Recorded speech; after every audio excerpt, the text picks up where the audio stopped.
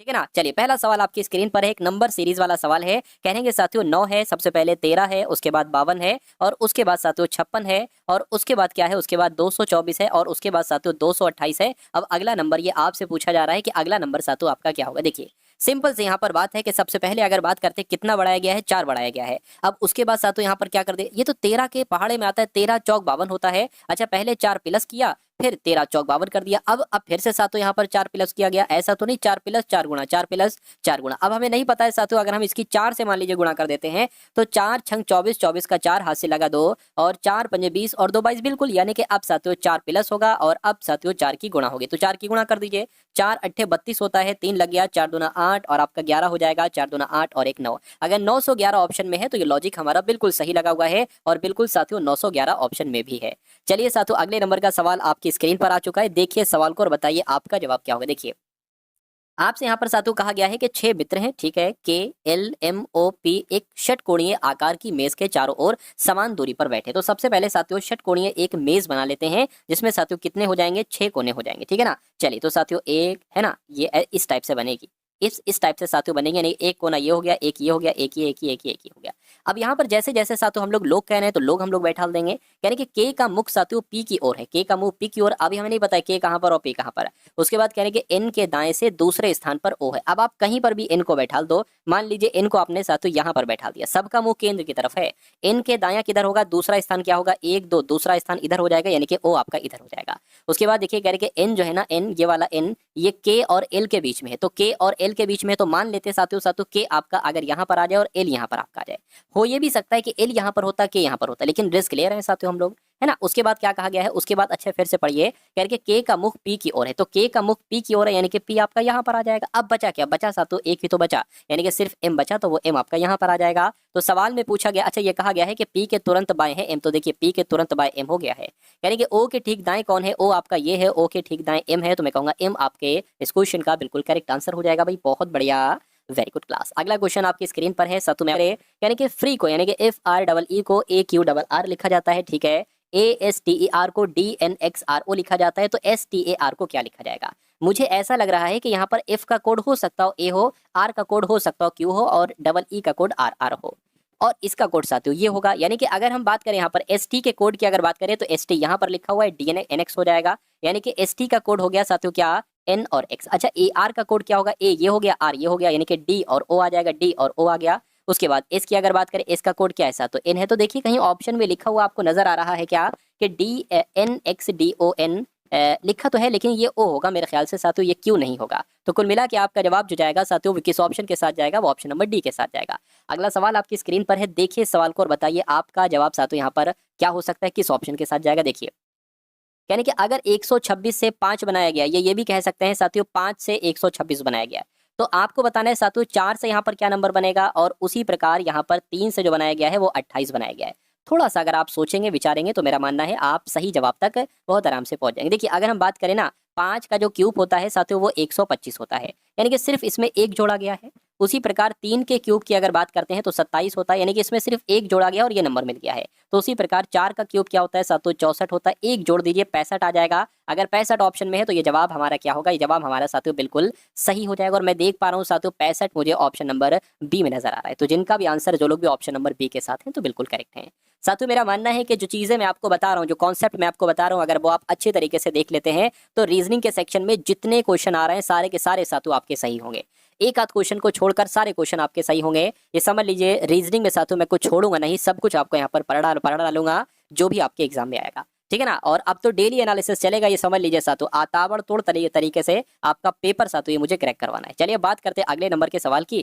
कहने के साथियों 2 है, उसके बाद 6 है, उसके बाद 12 है, उसके बाद 20 है, उसके बाद 30 है, तो अगला नंबर यहाँ पर क्या हो सकता है। थोड़ा सा अगर आप दिमाग लगाएं, अभी मुझे भी नहीं पता है साथियों क्या होगा, लेकिन मुझे इतना समझ में आ रहा है कि यहाँ पर 4 बढ़ाया गया, यहाँ पर 6 बढ़ाया गया, यहाँ पर 8 बढ़ाया गया, यहाँ पर 10 बढ़ाया गया है, तो बच्चा बता देगा यहाँ पर 12 बढ़ाया जाएगा, यानी कि 42 यहाँ पर आ जाएगा। और 42 हमें ऑप्शन पे भी मिल चुका है, आंसर आपका सी होगा। अगला सवाल है कह रही कि जिस प्रकार हाइड्रोफोबिया का संबंध पानी से है तो उसी प्रकार एक्रोफोबिया का संबंध साथियों किससे होगा। देखिए हाइड्रोफोबिया एक रोग होता है, बीमारी होती, इसमें इंसान पानी से उसको डर लगने लगता है। उसी प्रकार एक्रोफोबिया भी एक बीमारी होती है जिसमें इंसान को ऊंचाई से डर लगता है। तो आपका जवाब जो जाएगा वो ऊंचाई हो जाएगा, यानी कि हाइड्रोफोबिया का संबंध पानी से तो एक्रोफोबिया का संबंध ऊंचाई से होगा। उसके बाद देखिए अगला सवाल साथियों आपके स्क्रीन पर है। आपसे कहा जा रहा है कि डिजेट की अगर बात करें तो इसके लिए साथियों ये कोड लिखे जाते हैं नंबर्स, आर्मी के लिए ये नंबर्स लिखे जाते हैं, तो स्मार्ट के लिए साथियों क्या नंबर्स लिखे जाएंगे मुझे बताइए। देखिए मुझे ऐसा लग रहा है कि डी का कोड यहाँ पर 4 होगा, टी का कोड 3 होगा, ए का कोड 2 होगा। तो एक बार इस हिसाब से करा के देख लेते हैं। देखिए एस एम का कोड देखिए, एस आपका ये हो गया यानी कि आपका 5 आ जाएगा, और एम की अगर बात करें एम का कोड 8 हो गया, 8 देखिए 58 ऑप्शन में भी हमें दिख रहा है। उसके बाद ए आर टी देखिए साथियों, ए आर टी ए की अगर बात करें ये हो गया यानी कि 2, और आर टी की अगर बात करें ये कोड हो गया यानी कि 63। तो ये कौन से ऑप्शन में साथियों आपको नजर आ रहा है? 58 2 63, 58 2 63 ऑप्शन नंबर डी में आपको नजर आ रहा है। तो जिनका भी आंसर ऑप्शन नंबर डी के साथ है तो मैं कहूंगा आंसर आपका बिल्कुल करेक्ट है भाई, बहुत बढ़िया, वेरी गुड क्लास। अब आपके सामने सातु कथन है और आपके सामने निष्कर्ष है, आपको देखकर बताने कौन कौन से यहाँ पर कथन निष्कर्ष वगैरह ये सब सही है, कौन कौन से गलत है। चलिए भाई, तो आपसे कहा जा रहा है कि सभी चॉकलेट फल हैं, तो मान लेते हैं सातु ये क्या हो गए, ये आपके चॉकलेट हो गए, ये चॉकलेट हो गए, सभी चॉकलेट जो है ना वो फल है, ठीक है, सभी चॉकलेट फल हैं, और सभी फल जो है ना ये सभी फल साथियों क्या है, नारियल है। अब निष्कर्ष को देखिए और बताइए कौन सा निष्कर्ष सही है कौन सा गलत है। कह रहे कि कुछ चॉकलेट नारियल नहीं है, कुछ चॉकलेट, कहाँ भाई, कुछ चॉकलेट है नारियल नहीं है, गलत, सभी चॉकलेट नारियल यहाँ पर है, तो ये आपका गलत हो जाएगा। सभी चॉकलेट नारियल है, ये बात बिल्कुल सही है, सभी चॉकलेट नारियल दूसरा वाला आपका सही है। कुछ नारियल फल हैं, हाँ कुछ नारियल फल हैं, इतने नारियल फल हो जाएंगे, तो ये भी आपका सही है, यानी कि दूसरा और तीसरा आपका बिल्कुल सही है, ऐसा आपका ऑप्शन नंबर सी में लिखा हुआ है। उसके बाद देखिए साथियों अगले नंबर का सवाल आपकी स्क्रीन पर है, यहाँ पर कुछ साथियों मिसिंग है, मैं आपको बता देता हूँ क्या मिसिंग है, ठीक है ना। यहाँ पर अगर बात करें देखिए 15 गुणा 7 है, प्लस आपका 40 है, और साथियों माइनस आपका 24/8 है, और बराबर आपका 124 है।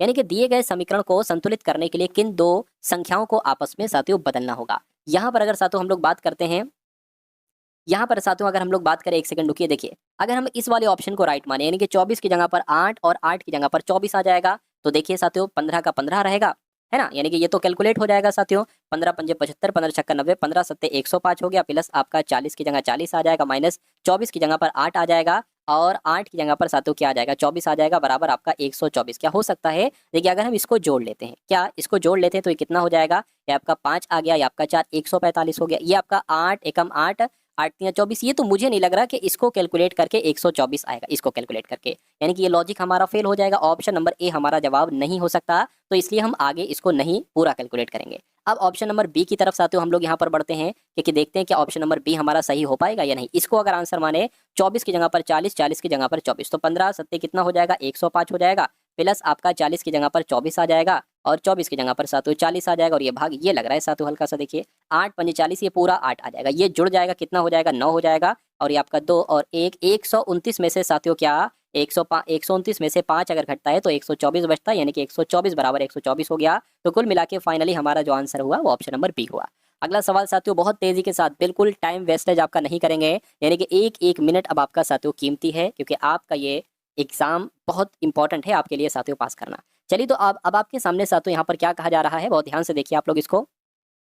आपसे कह रहे हैं कि एक सेकेंड, आपसे कह रहे हैं कि 6 मित्र हैं, अविक, ऋषि, पीयूष, सोनल, आशु और रोहित उत्तर की ओर मुंह करके एक पंक्ति में खड़े हैं, यानी कि ये सारे 6 के 6 मित्र पंक्ति में खड़े हैं साथियों। चलिए कोई दिक्कत नहीं, 1 2 3 4 5 और एक साथियों 6, ये 6 मित्र हो गए, इनको एक पंक्ति में साथियों हमने खड़ा कर दिया है। अब आपसे कहा जा रहा है कि अच्छा उत्तर की तरफ मुंह करे हुए हैं, ठीक है, कह रहे कि ऋषि अविक के बाईं ओर है और पीयूष के दाईं ओर है, इसको हम सॉल्व कर लेते हैं। तो मान लीजिए साथियों आप क्या, अब ऋषि जो है ना अविक के बाईं ओर है, आप एक तरीके से बात करें अविक को आप कहाँ पर बनाएंगे, मान लीजिए साथियों अविक को आपने यहाँ पर बनाया है ना, क्या कहा जा रहा है साथियों के अविक के बाईं ओर कौन है, ऋषि है, यानी कि ऋषि अविक के बाईं ओर है, यानी कि ऋषि यहाँ पर आ जाएगा, यानी कि ऋषि अविक के बाईं ओर है लेकिन पीयूष के दाईं ओर है, यानी कि ऋषि जो है ना साथियों ये पीयूष के दाईं ओर हो जाएगा, तो हमने पीयूष के दाईं ओर इसको लिख दिया, कोई दिक्कत नहीं।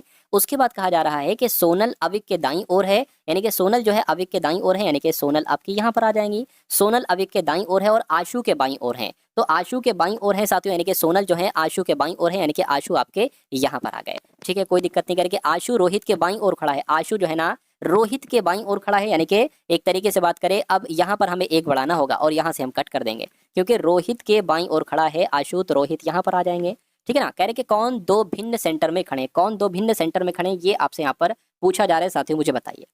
चलिए तो ऋषि और अविक की अगर बात करते हैं साथियों, ऋषि आपका ये हो गया है ना, ऋषि आपका ये हो गया, अविक आपका ये हो गया। अविक सोनल की अगर बात करें, अविक सोनल आपके ये हो गए।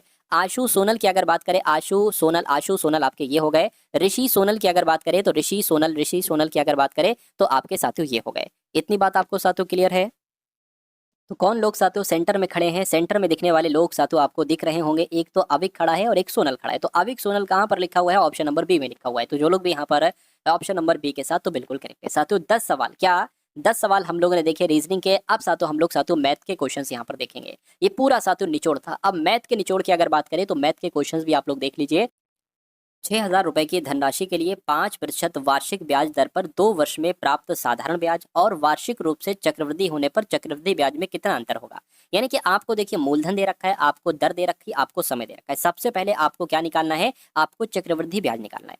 उसके बाद आपको सातों साधारण ब्याज निकालना है। दो चीजें ये निकाल कर इनका आपस में अंतर कर देना, डिफरेंस कर देना, आपका आंसर आ जाएगा। तो सबसे पहले चक्रवृद्धि ब्याज की अगर बात करें, चक्रवृद्धि ब्याज साथियों कैसे निकलता है? एक सूत्र है ए बराबर पी 1+r/100 की पावर साथियों टी। समझ गए? ठीक है, कोई दिक्कत नहीं। यानी कि सबसे चक्रवृद्धि ब्याज निकालने से पहले हम क्या निकालेंगे? हम मिश्रधन निकालेंगे, है ना। चलिए कोई दिक्कत नहीं है साथियों। ए बराबर पी कितना है? पी आपका 6,000 है, यानी कि मूलधन 6,000 है। 1+r कितना है? 5% है, बटे 100 की पावर कितनी है? 2 है। इसको निकाल लीजिए पहले, है ना। देखिए 5 से कट करेंगे और ये आपका 20 आ जाएगा, यानी कि ए यानी कि मिश्रधन बराबर 6,000 आपका हो गया 20 एकम 20, है ना। और एक 21 बटे 20 आ गया, और फिर से 2 बार है ना, पावर 2 लगी, तो 21 बटे 20 2 बार लिखना पड़ेगा। अब इसको साथियों आप क्या करा सकते हैं? आप इसको कट कराने की कोशिश कीजिए। देखिए 0 से 0 और 0 से 0 कैंसिल होगा, 2 से कट होगा 30 आ जाएगा, और फिर 2 से साथियों कट होगा 15 आ जाएगा। यानी कि अब यहाँ पर अगर बात करते हैं साथियों, आपको क्या कराना है? देखिए 21 गुणा 21 है, तो 21 गुणा 21 की अगर बात करें, यानी कि 21 का स्क्वायर 441 होता है। तो 441 की गुणा आपको 15 से करानी है। 441 की गुणा आपको किससे करानी है? 15 से करानी है।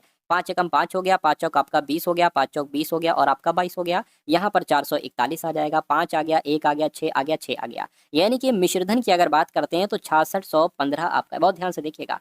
अब अगर आपको चक्रवृद्धि ब्याज निकालना हो तो a माइनस पी कर दीजिए, यानी कि मिश्रधन में से मूलधन घटा दीजिए। तो मिश्रधन कितना है साथियों? इसमें से मूलधन कितना है? 6,000 है, इसमें से 6,000 घटा दीजिए। कितना बचेगा साथियों आपके सामने? 6615 में से 6,000 घटेंगे तो 615 बचेंगे। तो ये 615 क्या हो जाएगा? ये साथियों चक्रवृद्धि ब्याज आपका हो जाएगा। तो यही तो आपको निकालना था साथियों, ठीक है ना। चक्रवृद्धि ब्याज आपका यहाँ पर निकल आ चुका है। अब हमें दूसरी चीज क्या निकालना है? हमें दूसरी चीज निकालना है साधारण ब्याज। साधारण ब्याज का सूत्र क्या होता है? पी आर टी बटे 100, है ना। पी कितना है? 6,000 है। आर की अगर बात करें 5 है, और टी कितना है? 2 है। 100 से भाग करा दीजिए, 2 0 से 2 0, 5 दूना 10, 10 की 6 से होगी, कितना आ जाएगा साथियों? 5 दूना 10, 600 आ जाएगा। यानी कि साथियों अगर बात करते हैं, अब आपका साधारण ब्याज कितना निकला है? साधारण ब्याज आपका निकला है कितना साथियों? 600, ठीक है ना, 600। और आपका चक्रवृद्धि ब्याज कितना है? निकला है 615। तो कहने के इन दोनों में अंतर बताइए। तो भैया इन दोनों में अगर आप अंतर करोगे तो कितना आएगा? 15 ही तो अंतर आएगा। और 15 कौन से ऑप्शन में है? ऑप्शन नंबर ए वाले में। बहुत आसानी तरीके से साथियों मैंने आपको समझाया। अगर अच्छा लगा हो तो वीडियो को लाइक कीजिएगा, कमेंट सेक्शन में एक बार आप लोग जरूर बताइएगा, क्योंकि मैं आपके साथियों सिलेक्शन के लिए हर संभव कोशिश कर रहा हूँ जो मुझसे हो सकती है। अगला सवाल देखिए, कह रहे कि साजिए की आय रेहाना की आय से 20% कम है ना। ये कुछ नहीं है। कहने के तो रेहाना की आय साजिए की आय से कितने प्रतिशत अधिक है? ऐसा सवाल होता है। ऐसे सवाल में एक नंबर दिया जाता है, या यहाँ पर कम लिखा होता है या अधिक लिखा होता है। अगर कम लिखा होगा तो यहाँ पर अधिक होगा, अगर यहाँ पर अधिक लिखा होगा तो यहाँ पर साथियों कम लिखा होगा। अगर सवाल आए एक नंबर यहाँ पर लिखा हो प्रतिशत, तो वो लिखना है गुणा आपको 100 से करना है हमेशा। अगर यहाँ पर कम लिखा है तो आप 100 में से इस नंबर को घटा देंगे, है ना। अगर अधिक लिखा है तो 100 में इस नंबर को जोड़ देंगे, 100 में से इस नंबर को घटाएंगे तो 80 आएगा। 20 एकम 20, 20 चौक 80, 4 से कट करेंगे 25 आ जाएगा, यानी कि 25% आपका जवाब हो जाएगा। यानी कि साजी की आय रेहाना की आय से 20% कम है, तो रेहाना की आय साजी की आय से 25% अधिक होगी। आंसर आपका ऑप्शन नंबर डी होगा।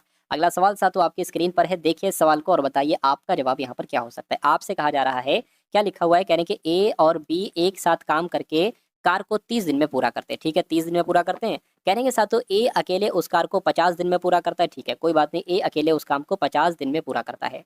कहने कि अगर बी अकेले उसी कार को करे तो उसको कितने दिन लगेंगे? बी को साथियों कितने दिन लगेंगे ये पूछा जा रहा है। एक ऐसा नंबर ले लीजिए जो कि 30 से भी कटे, 50 से भी कटे, 30 पंजे हो जाएगा 150, 50 तियां हो जाएगा 150। अच्छा ये नंबर पता है क्या निकला? ये नंबर होता है साथियों टोटल काम। यानी कि टोटल काम कितना किया गया है? 150 किया गया है। ए ने एक दिन में कितना काम किया है? 3 काम किया है। और ए और बी दोनों ने साथियों 5 काम किया है। यानी कि ए ने अगर 3 काम किया है, ये लिखा हुआ है, तो बी ने कितना काम किया है? 2, क्योंकि दोनों मिलकर 5 काम कर रहे हैं। तो अगर टोटल काम 150 है और बी एक दिन में 2 काम कर रहा है तो 150 काम 2 के हिसाब से कितने दिन उसको लगेंगे, बच्चा बच्चा बता देगा, 75 दिन लगेंगे। तो 75 दिनों में साथियों वो काम पूरा करेगा बी अकेले। तो कुल मिला के 75 आपका कहाँ पर लिखा हुआ है, ऑप्शन नंबर बी में लिखा हुआ है, और जिनका भी आंसर ऑप्शन नंबर बी के साथ है तो बिल्कुल सही हो जाएगा भाई। अगला सवाल देखिए आपकी स्क्रीन पर। अभी जी के जीएस बाकी है साथियों, जी के जीएस करंट अफेयर देखेंगे, ठीक है ना, तो इसलिए आप लोग वीडियो में बने रहिएगा। अगर बात करते हैं अगले नंबर की सवाल की, करके सुमेर ने 800 प्रति कुर्सी के मूल्य पर 6 कुर्सियां खरीदी, ठीक है, और 1200 रुपए की एक मेज खरीदी। सबसे पहली बात यहाँ पर अगर बात करें 800 रुपए प्रति कुर्सी, एक कुर्सी अगर 800 रुपए की है और उसने 6 कुर्सियां खरीदी हैं तो कितने रुपए की टोटल कुर्सियां खरीदी, 4800 रुपए की खरीदी। अच्छा, उसने एक मेज भी खरीदी है, मेज कितने की खरीदी है साथियों, देखिए अगर बात करते हैं उसने कुर्सियां जो कर खरीदी हैं 4800 की, और एक मेज जो खरीदी है साथियों 1200 की खरीदी है, यानी कि टोटल उसने जो खर्च किया है साथियों वो 6000 रुपए खर्च किए हैं। उसके बाद कहने के उसने सभी कुर्सियां और मेज को 7200 में बेच दिया, यानी कि 6000 की लाया और 7200 रुपए में बेच दिया। तो करेंगे उसका लाभ कितना है भाई, लाभ कितना हुआ, 1200 का तो लाभ हुआ, लेकिन इस 1200 को प्रतिशत में बदलना है। प्रतिशत में बदलोगे तो 100 से गुणा कराओगे और नीचे वो मूल्य लिखोगे जिस मूल्य पर आप वो चीजें लाए थे। तो 6000 रुपए में लाए थे तो 6000 नीचे आ जाएगा साथियों आपका, 2 जीरो से 2 जीरो कैंसिल, 6 कम 6, 6 दूना 12, यानी कि 200 यहाँ पर आ जाएगा। क्या कोई मिस्टेक तो नहीं हुई, देखिए एक तरीके से अगर बात करते हैं साथियों यहाँ पर 7200 में से अगर बात करें, यानी 6000 की लाए तो 7200 की बेची थी, तो 1200 तो उसका क्या आ गया साथियों, प्रॉफिट हो गया, ठीक है ना।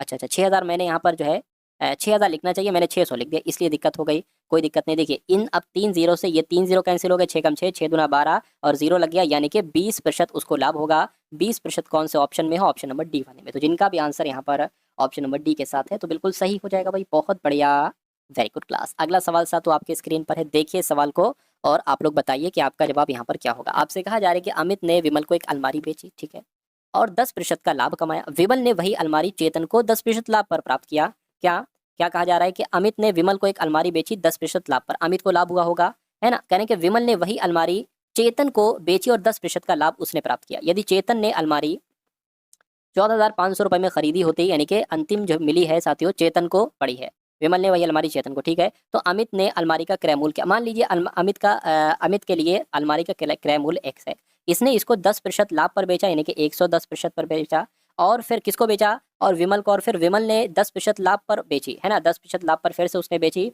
और फिर जो चेतन को एक तरीके से कहीं ना कहीं वो अलमारी पड़ी है वो 14,520 रुपए की पड़ी है।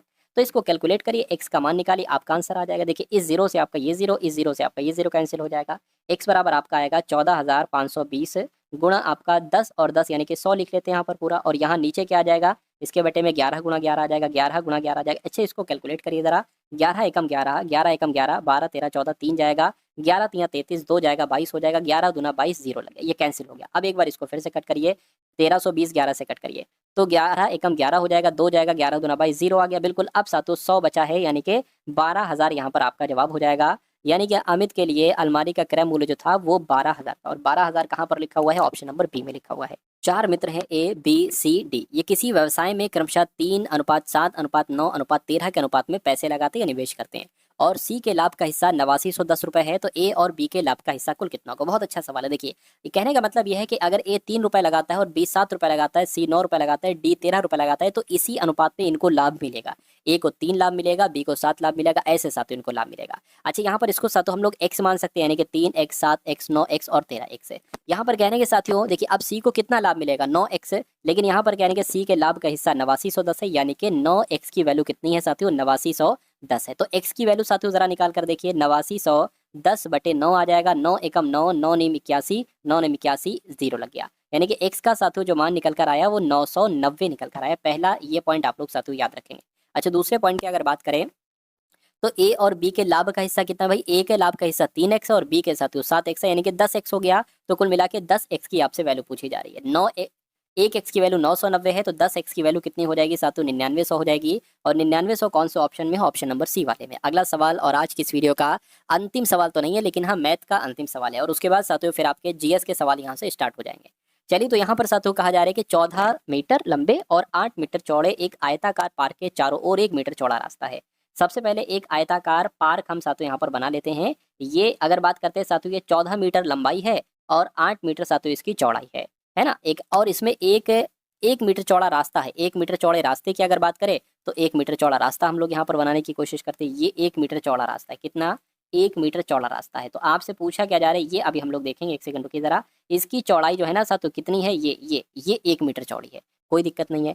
फिर ये भी 1 मीटर चौड़ी होगी और ये भी 1 मीटर चौड़ी होगी और ये भी 1 मीटर चौड़ी होगी। अच्छा, इस प्रकार अगर इस बड़े वाले यानी कि अगर बात करें रास्ते सहित जो आपका लंबाई कितनी हो जाएगी, 14 तो ये है, एक इधर से जुड़ेगी एक इधर से जुड़ेगी, यानी कि ये हो जाएगी आपकी 16। और चौड़ाई की अगर बात करते हैं तो 8 तो यही है, एक इधर से जुड़ेगी एक इधर जुड़ेगी, 10 हो जाएगी, कोई दिक्कत नहीं।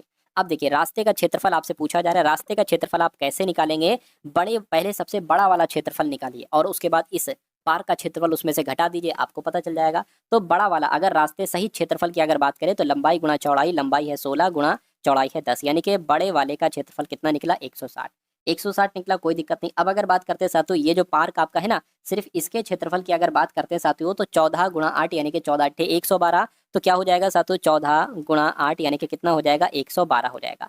तो बस साथियों इसको इसमें से घटा दीजिए, बड़े वाले में से छोटे वाले को घटा देंगे, रास्ते का क्षेत्रफल पता चल जाएगा। तो कितना साथियों आपका आएगा, है ना? ये कितना आएगा साथियों? 8 और 4 यानी कि 48 आ जाएगा आपका, 48 मीटर स्क्वायर ये रास्ते का क्षेत्रफल होगा। आंसर आपका जो जाएगा वो ऑप्शन नंबर सी के साथ जाएगा भाई। बहुत बढ़िया, वेरी गुड क्लास। चलिए साथियों नेक्स्ट नंबर का सवाल अब हम लोग देखते हैं। अब जीएस के सवाल साथियों यहाँ से आपके स्टार्ट हो चुके हैं। आपसे क्या कहा जा रहा है साथियों, आप लोग बहुत ध्यान से यहाँ पर देखिएगा चीजों को। यानी कि धौलावीरा और लोथल की प्राचीन हड़प्पा बस्तियां वर्तमान भारतीय राज्य में, यानी कि ये धौलावीरा स्थल और लोथल ये कहाँ पर है? तो मैं कहूंगा साथियों ये गुजरात राज्य में। आंसर आपका ए होगा। अगला सवाल है, कह रहे कि वर्ष 2014 में भारत को आधिकारिक तौर पर निम्नलिखित में से किस बीमारी से मुक्त घोषित किया गया था? तो किस बीमारी की बात चल रही है साथियों? पोलियो की बात चल रही है। पोलियो बीमारी से मुक्त घोषित किया गया था 2014 में भारत को। मुगल बादशाह अकबर के किस वित्त मंत्री ने दहसाला नामक कराधान की प्रणाली शुरू की थी?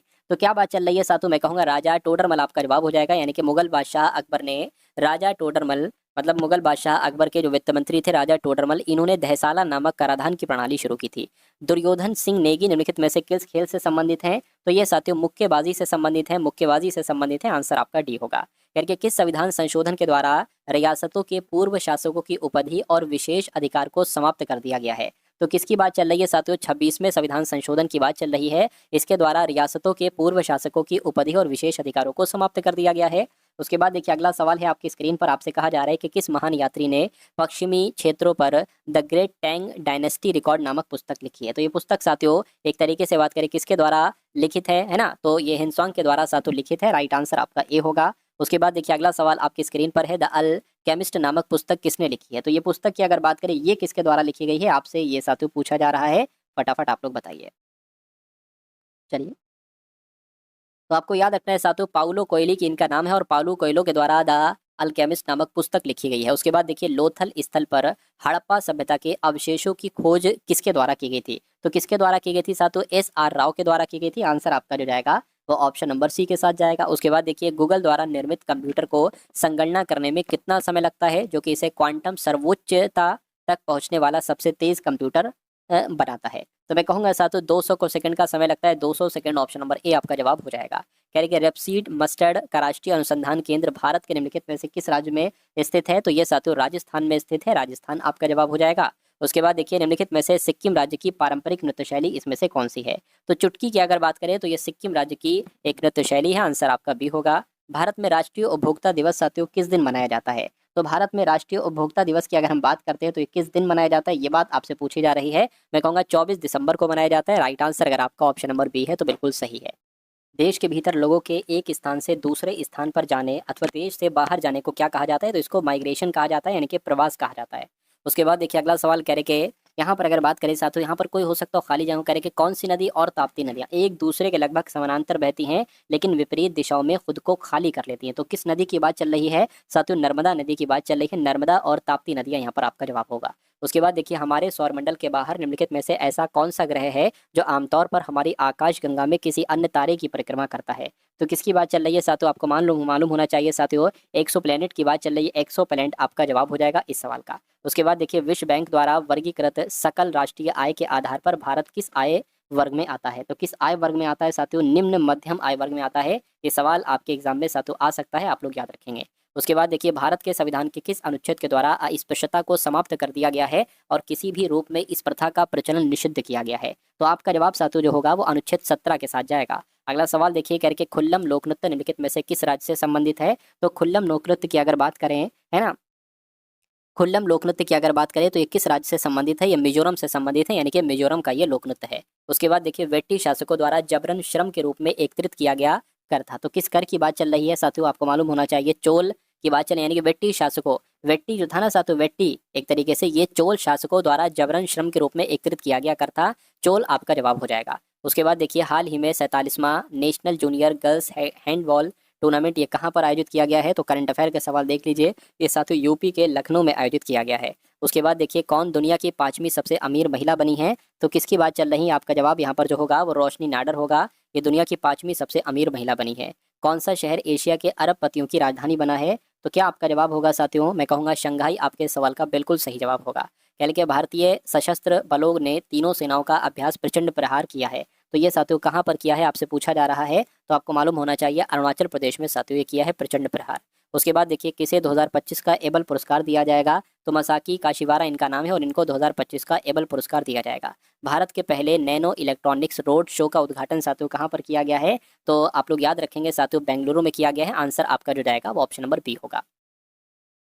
उसके बाद देखिए, अगला सवाल आपकी स्क्रीन पर है, हाल ही में मध्य प्रदेश सरकार किस राज्य के साथ संबंध बढ़ाने के लिए गंगा नर्मदा पर्यटन कॉरिडोर पर काम कर रही है। तो यहाँ पर अगर बात करते हैं साथियों, आपका जवाब क्या होगा, हाल ही में, है ना, मध्य प्रदेश सरकार किस राज्य के साथ, तो मैं कहूँगा उत्तर प्रदेश राज्य के साथ संबंध बढ़ाने के लिए गंगा नर्मदा पर्यटन कॉरिडोर पर काम कर रही है। उसके बाद देखिए अगला, अच्छा यहाँ पर अगर बात करें इसकी फुल फॉर्म क्या हो सकती है, IASC की। तो आप लोगों को साथियों मालूम होना चाहिए, इसको हिंदी में क्या कहा जाता है ये भी मालूम होना चाहिए, और इंग्लिश में क्या, इंडियन इंस्टीट्यूट ऑफ साइंस, और हिंदी में भारतीय विज्ञान संस्थान कहा जाता है।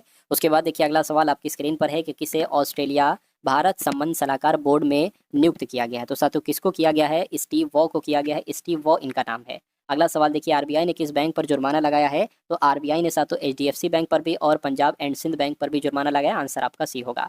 किसे टाटा मोटर्स का ब्रांड एम्बेसडर नियुक्त किया गया है। तो विक्की कौशल की अगर बात करें, इनको साथियों टाटा मोटर्स का ब्रांड एम्बेसडर नियुक्त किया गया है। या दोस्तों ये वीडियो आप लोगों को कैसी लगी कमेंट बॉक्स में ज़रूर बताएं, और वीडियो अच्छी लगे तो वीडियो को लाइक करें, और चैनल पे नए हैं तो चैनल को सब्सक्राइब करें।